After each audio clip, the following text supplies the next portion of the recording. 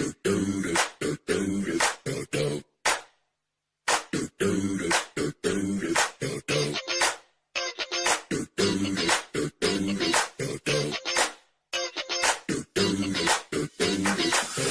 here, that ice cold Michelle fight for that white gold. This one, them hood girls, them good girls, straight masterpieces. Styling, wildin', living it up in the city.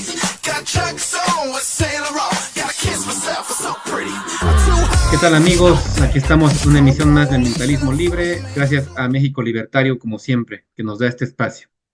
Y bueno, aprovechando eh, que el candidato a presidencia, Javier Milei, ganó la presidencia y que está empezando a implementar estrategias libertarias, cabe en este lugar hacer un resumen, un análisis de lo que vendría a ser la propuesta ambiental del candidato, de Javier Milei. Perdón, ya no es candidato, el presidente de Argentina, Javier Milei.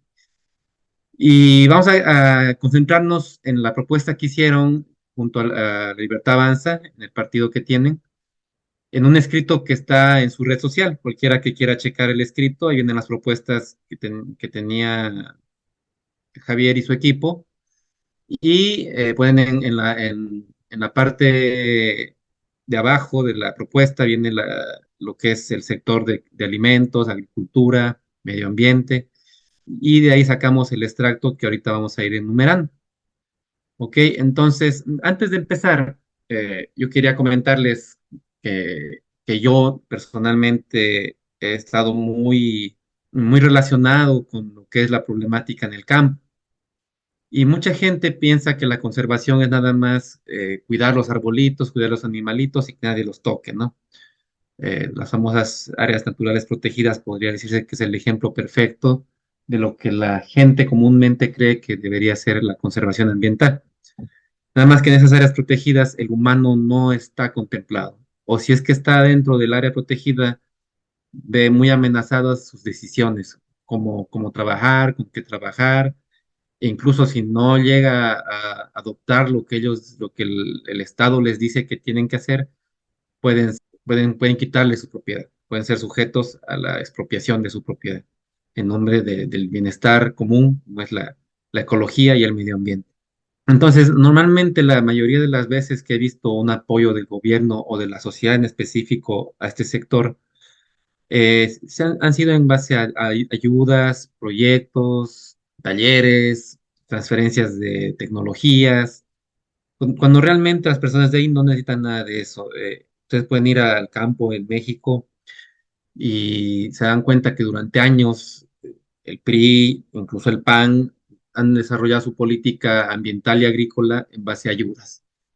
Llegó el punto en el cual yo una vez llegué a un ejido, para los que no son de México, ejido es una especie de propiedad comunal, rural que hay en México, donde la persona me regañó por haber llegado con un vehículo vacío.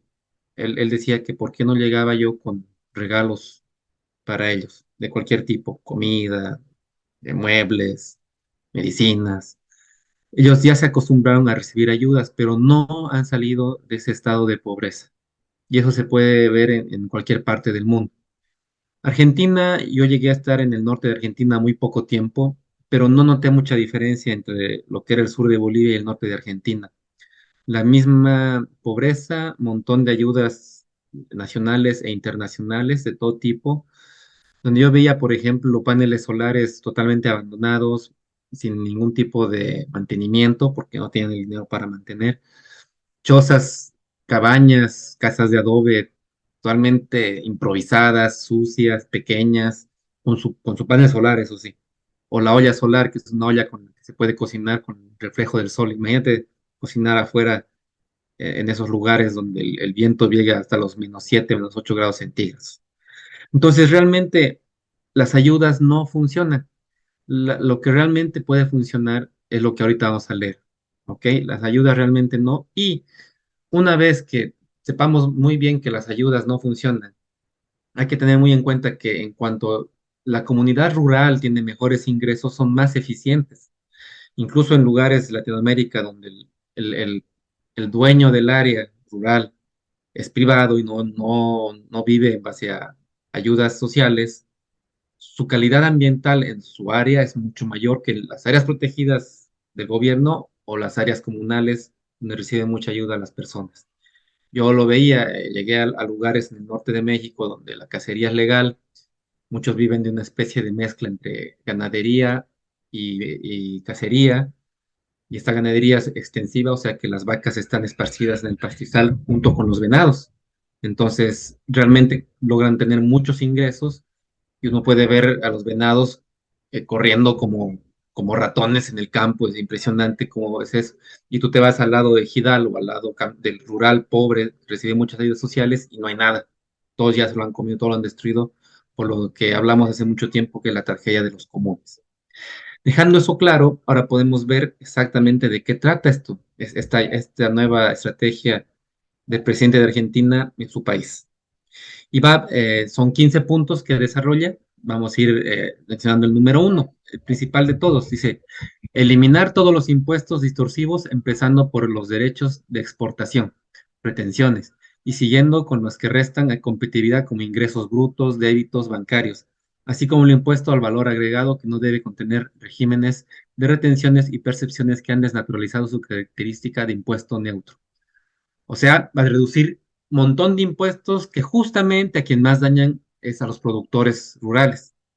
Justamente todos los que acabo de mencionar, los que más los dañan, ¿no? Yo por exportar tengo que pagar un impuesto. Vaya, o sea, imagínense, es un castigo al buen trabajo. Y el IVA, que solamente sea IVA, porque muchas veces hay impuestos sobre el IVA o del IVA o algo que acompaña al IVA y deja de ser un impuesto neutro, que se empieza a esparcir en diferentes actividades. El impuesto neutro tiene que ser un simple impuesto que recaude y ya no toque otras áreas, no toque otras actividades, ¿ok? Eso se refiere en el primer punto. Punto 2. Eliminar los impuestos inmobiliarios rurales de todo el país. Deben mantenerse con importes mínimos. Las tasas viales deben cumplir con un fin específico y no ser vehículos para engrosar las arcas municipales. Obviamente, si yo soy dueño de mi casa, ¿por qué tendría que seguir pagando impuestos? Ya la construí. ¿De qué forma negativa estoy atentando contra el Estado, contra los demás, teniendo yo un terreno rural donde yo lo haga producir? Ya lo pagué en un inicio, ya pagué el impuesto a la hora de comprarlo, ya pagué el impuesto a la hora de poner la alcantarilla, poner todas las cosas que tenía que hacer. Y me tengo que pagar más impuestos. Entonces, con esto se reduce ese tipo de carga impositiva sobre las áreas rurales, que son las más vulnerables, y también lo que es la tasa vial. La tasa vial en Argentina es una especie de impuesto para el uso de los caminos que supuestamente debería ser usado solamente para el mantenimiento de los caminos, cosa que no se ha cumplido y muchas veces los políticos de allá lo usaban para otras cosas. Entonces quiere que solamente se use para lo que es. No eliminarse, pero sí para lo que es. También en el punto número 3 dice, en este punto se reitera la necesidad de una reforma laboral que tienda a la libre contratación y a la reducción de los costos laborales, las que serán el vehículo para terminar con la informalidad laboral. Esa reforma también deberá propiciar el fin de la industria del juicio. ¿Qué pasa? Mientras más leyes laborales hay, es más difícil que yo contrate.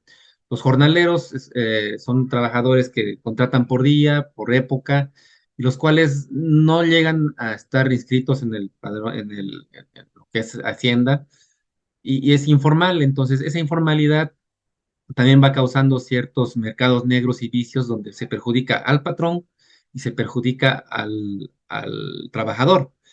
¿A qué se refiere con la industria del juicio? Que ya han encontrado que es más fácil demandar al patrón que trabajar, porque al demandarlo ganan más dinero que trabajando. Y el patrón se ha dado cuenta que al explotar más al empleado y tratarlo peor, también gana más. Entonces es una industria del juicio donde ya trabajar no es el objetivo. El objetivo es sangrar al otro, sangrar al patrón o sangrar al empleado. ¿Ok? Entonces, con este tipo de cosas se termina. ¿Por qué dice la propuesta que también? Porque ya en la parte de más arriba de la propuesta laboral es algo que se menciona a nivel nacional, no solamente en el área agrícola. Punto número 4. Simplificar y unificar distintas tramitaciones que deben ser comunes para AFIP, Administración Federal de Ingresos Públicos, SENASA, Servicio Nacional de Sanidad y Calidad Agroalimentaria, INTA, Instituto Nacional de Tecnología Agropecuaria, INASE, Instituto Nacional de Semillas, rentas, entre otras. O sea, igual que en México, hay un montón de secretarías que te están regulando todos los procesos que haces con burocracia y con trámites y tasas y portes. Tú debes estar dando constantemente en vez de estar produciendo. Quitando esto, le dirá al campesino a poder dedicarse más tiempo y con más dinero a lo que realmente sabe hacer, que es producir y cuidar el ambiente. Entonces, de eso trata este punto número 4. El punto número 5, derogar la ley 26737, ley de tierras, para cualquier persona nacional o extranjera tenga un libre acceso a la propiedad de la tierra. Esa ley lo que hacía era proteger las tierras nacionales de cualquier comprador, ya sea nacional o extranjero. En este caso lo utilizaban más para extranjeros que para nacionales, pero el gobierno decidía si sí o si no. O sea, realmente estaban expropiadas esas tierras. ¿Qué está haciendo con eso? De alguna manera, al yo ver un valor en un recurso natural, lo compro y al comprarlo lo hago mío. Y ya no depende de un político al cual no le afecta que el bosque desaparezca. En este caso, el que va a comprar el bosque es para producir cualquier tipo de servicio ambiental del bosque. Captación de agua, captación de carbono, madera, cacería, ganadería extensiva, lo va a cuidar. Entonces, este tipo de derogación de ley va a permitir que se privaticen áreas que antes estaban expropiadas por el Estado. 6. Propiciar una agricultura que aplique las buenas prácticas, contemplando la sustentabilidad del suelo y la preservación del medio ambiente. En este sentido, son importantes la biotecnología y demás avances tecnológicos y la agroecología. Bueno, aquí la verdad no sé hasta qué punto habría que ser más específico, habría que ver qué es lo que propone más adelante, pero en teoría nadie debería regular que el suelo se preserve, porque obviamente el empresario, el dueño del área, va a hacer lo posible por preservar el área, y eso incluye el suelo, ¿no? Y la tecnología que él aplique también tiene que ser opcional. La biotecnología eh, ayuda bastante, ¿sí? Y la agroecología también, pero eso una vez que se libere el mercado, una vez que los impuestos bajen, va a ser más accesible para los campesinos. Entonces, eso va a estar excelente, eso va a estar buenísimo porque van a poder acceder a lo que antes no podían acceder. Ya la agroecología, la agroecología y la ecología han funcionado en algunos lugares, en otros lugares no. Para los que no saben qué es agroecología, es una especie de producción diferente a la convencional donde se imitan procesos naturales. Por ejemplo, yo tengo una granja de animales y produzco en la misma granja los alimentos del animal. Y los desechos de esos animales los uso para fertilizar esos alimentos que producí en un inicio. O sea, hay un círculo ahí donde sale más barato en vez de estar comprando de afuera los insumos, yo mismo los produzco, lo cual abarata los costos de transporte, costos de venta, costos de compra otra vez, y eso hace más fácil las cosas, pero tiene que ser opcional. Veamos qué tipo de acciones en el futuro o especificaciones dan a este punto. Punto número 7. Reformular el sistema de emergencia agropecuaria para que sea más ágil y que se pueda resolver en sede local. Yo he visto en México un montón de personas que tienen que viajar de 3, 4 horas lejos de la capital para hacer un trámite agropecuario. Bueno, en este caso está diciendo que estos trámites, aparte de reducirlos, que sean en la sede local, o sea, que le queden cerca a las personas. Cosa que debe pasar también en Argentina, que sabemos que no es muy diferente a los demás países de Latinoamérica. Punto número 8. Impulsar estímulos impositivos en materia forestal y garantizar la estabilidad de las inversiones, también en materia de combate contra incendios. Actualmente, ahorita en Bolivia, por ejemplo, que es vecino de Argentina, hay muchos incendios, justamente porque en la materia forestal está totalmente expropiado por el Estado. El manejo forestal y que tengas estabilidad en las inversiones hace que tú cuides tu bosque. Y al cuidar tu bosque incluye los incendios. Una buena poda, una buena quema controlada, un buen manejo de fuego hace que tu bosque sea más resistente o incluso se reduzca en gran medida lo que son los incendios forestales y tú tengas una mejor producción, pero todo depende de que las inversiones sean seguras. ¿Qué quiere decir seguras? Que no haya el Estado que de la noche a la mañana cambie una política y tú pierdas tu producción. ¿Ok? Y peor siendo forestal, que hay que esperar muchos largos periodos de tiempo para tener ganancias. El número 9, eliminar todo tipo de aranceles de importación para insumos estratégicos y bienes de capital, fertilizantes, insumos industriales, maquinarias y los de exportación. Solo con una economía abierta e inserta al mundo podrá lograrse una explosión de las actividades agropecuarias y propiciar la industrialización de los productos respectivos de la cadena de valor. Otra vez vamos a lo mismo, está reduciendo impuestos, está reduciendo los aranceles, está reduciendo los insumos energéticos, digo, perdón, los aranceles para insumos energéticos. ¿Por qué? Porque hemos visto el caso de Sri Lanka, por ejemplo, donde estos insumos fueron totalmente prohibidos, el país entró en quiebra en menos de un año, totalmente catastrófico. Entonces, al tú darles acceso a todo este tipo de cosas con mayor facilidad a las personas, estas se vuelven más productivas y por lo tanto más amigables con el ambiente. Número 10. Propiciar la realización de las mejores obras de infraestructura con capitales privados. Se fomentará la creación de consorcios camineros para la atención de la amplia red de caminos vecinales. Los caminos siempre han sido un problema. En áreas protegidas, normalmente cuando el gobierno hace un camino, lo pone en medio de la selva. No le interesa. La misma área protegida que él juró proteger, pues la destruye haciendo caminos. En este caso, si yo le doy consorcios a las personas privadas para hacer la red de caminos, ellos van a tener cuidado de no atropellar las propiedades privadas que ya tienen las personas que estén empezando a producir en esas áreas. Entonces ya no va a haber un conflicto entre caminos y áreas rurales y áreas ecológicas, que son lo mismo. Perdón, número 11. Tomar las medidas necesarias tendientes a velar por la seguridad rural, tanto de personas como de bienes que en los últimos años ha sufrido una escalada motivada por impulsos ideológicos alejados de la realidad y de la libertad. Lo que siempre hemos mencionado en este programa, si no hay una seguridad legal de que tu propiedad va a ser respetada en todos sus aspectos, no va a funcionar. Entonces aquí está haciendo énfasis en que un sistema legal va a cuidar la propiedad privada. Los impulsos ideológicos a los cuales se refiere son justamente los que son alejados de la realidad, como el cambio climático, la transformación de energías, la producción orgánica, muchas de esas cosas, ¿no? Que en nombre de eso les quitan libertad sobre su propiedad o les quitan su propiedad. Número 12.